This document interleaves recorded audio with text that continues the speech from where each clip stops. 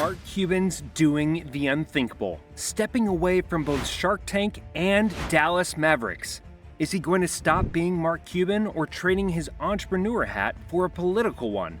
America's go-to billionaire entrepreneur dropped the bombshell in late 2023. He's bidding goodbye to Shark Tank after its 16th season wraps up in 2024 and has sealed the deal to sell most of the Dallas Mavericks to the Adelson family for an astonishing $3.5 billion. Talk about a reality show exit with a billionaire price tag.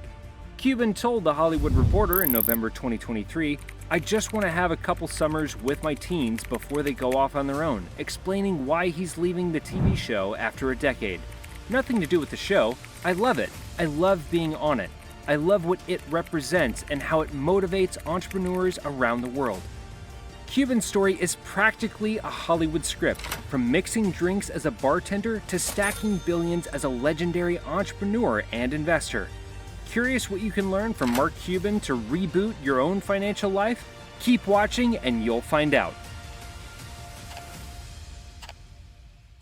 Right from the beginning, Cuban was hustling and bustling, making cash from selling everything: trash bags, newspapers, postage stamps, even teaching disco moves and peddling software.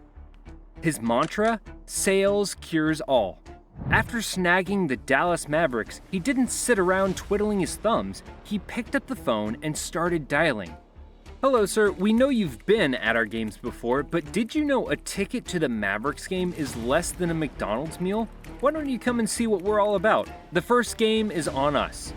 Mark admits that life is half random and luck playing a big role, but he's got some serious wisdom to drop too.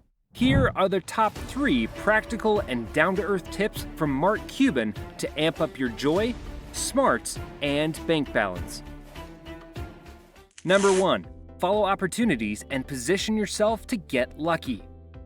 Mark Cuban isn't buying into the follow your passion and see where it leads you spiel. According to him, tons of people yap about passion, but let's face it, your passion doesn't always pay the bills. For every success story, there are millions who end up broke chasing their dreams.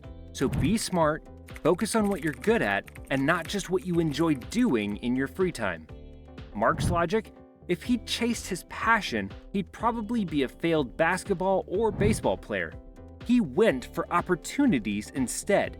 He believes you have to put yourself in a position where if luck strikes, you can see the opportunity and take advantage of it. For instance, he dived into the streaming game early on, and it turned out to be his jackpot, HelloBroadcast.com, because he came across an opportunity via his college friend, Todd Wagner. Todd introduced him to Cameron Chabe, who had started a company called Cameron Audio Networks in 1989 to stream sports games. Being the hoophead he is, Mark got all hyped about the concept and offered to take over Audio Networks. Cameron accepted the offer, maybe because he didn't think the company would blow up like it did. Mark jazzes things up, renames the company to AudioNet and later Broadcast.com in 1998, gets 570,000 users, goes public, and bam! $1 billion valuation on day one. Mark's slice of the pie? 30%, making him $300 million richer. Yahoo smells success and throws $5.7 billion at Broadcast.com in 1999. Mark's officially in the billionaire club. Mark has admitted that luck played a big hand here.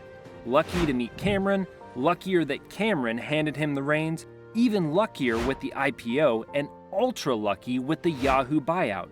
If he had a do-over, he's confident he'd hit millions again, maybe even tens of millions. But $1 billion? Lightning might need to strike twice. But wait, that's not what kept him in the billionaire club. Mark, being a brainiac, smells something fishy with Yahoo's crazy high valuation. So he bought the so-called put options on Yahoo stock. Translation, if things go south, he can bail at a comfy price. Smart move, because when the internet bubble bursts, Mark's billionaire card remained intact. So is he the luckiest or one of the brainiest billionaires? You be the judge. Number 2, live like a student. Mark started his career with a budget lifestyle, sharing an apartment with 5 other guys, no wild spending, and vacation was practically a myth for 7 whole years. Even when he banked $2 million from selling micro solutions, he didn't go all out on fancy cars or a mansion upgrade. His advice for those of us who are no billionaires or multimillionaires is simple. Live frugally, snag discounts on reusable stuff, watch monthly bills, and save as much as possible. He says your biggest enemies are your bills. The more you owe, the more you stress. The more you stress over bills, the more difficult it is to focus on your goals. More importantly, if you set your monthly income requirements too high, you eliminate many opportunities. The cheaper you can live, the greater your options. Remember that. If you genuinely want to become rich and in control of your financial destiny, you can't afford to act rich until you are really rich. Many people dive headfirst into a glam makeover when they start making more money. The watch gets shinier, the wheels get fancier, and suddenly the local diner feels like a distant memory. This is called lifestyle inflation, and if you're splurging as fast as you're earning, that big leap to wealth might just stay a distant dream. The financial advice from Mark Cuban is surprisingly simple for a billionaire. But who says sound financial decisions should be complicated? First things first, Cuban advises to kiss goodbye to those nasty credit card bills and other high-interest debts if you're sitting on $25K or $50K cash and get an instant and guaranteed return. Now that you're debt-free, it's time for the next play. Toss your leftover cash into a low-cost S&P 500 ETF. Feeling wild and adventurous? Mark's got a game plan. Take 10% of your loot and throw it into Bitcoin or Ethereum, but play pretend like you've already bid farewell to that money. Number 3, stay a lifelong learner. Mark Cuban is proud to be a lifelong learner and an avid reader. He says if you're not reading, you're screwed because you're not expanding your mind. I tell my kids, somebody who doesn't read lives one life. Somebody who reads, an unlimited number of lives.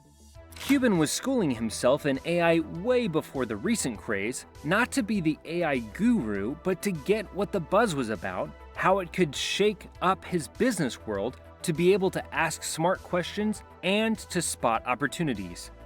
Your golden ticket to success might be right under your nose, but if you're clueless about the subject, it's gonna slip away. So expand your universe of knowledge and your opportunities will expand with it. Read, be curious, and stay agile.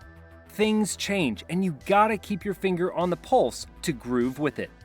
Whether you're at those snoozy industry conferences, getting lost in books or online courses, or trying to lure a mentor into adopting you, Cuban wants you to get off that couch and invest in yourself. It's not rocket science, it's Mark Cuban's wisdom for your personal and professional upgrade. Mark Cuban, the billionaire maverick, isn't just a business tycoon, he's a force of entrepreneurial nature. With a personality as vibrant as his investments, Cuban has shown that success is not just about dollars and cents, it's about learning prudent money management, trying hard, and positioning yourself for success. He once said, it doesn't matter how many times you fail, you only have to be right once.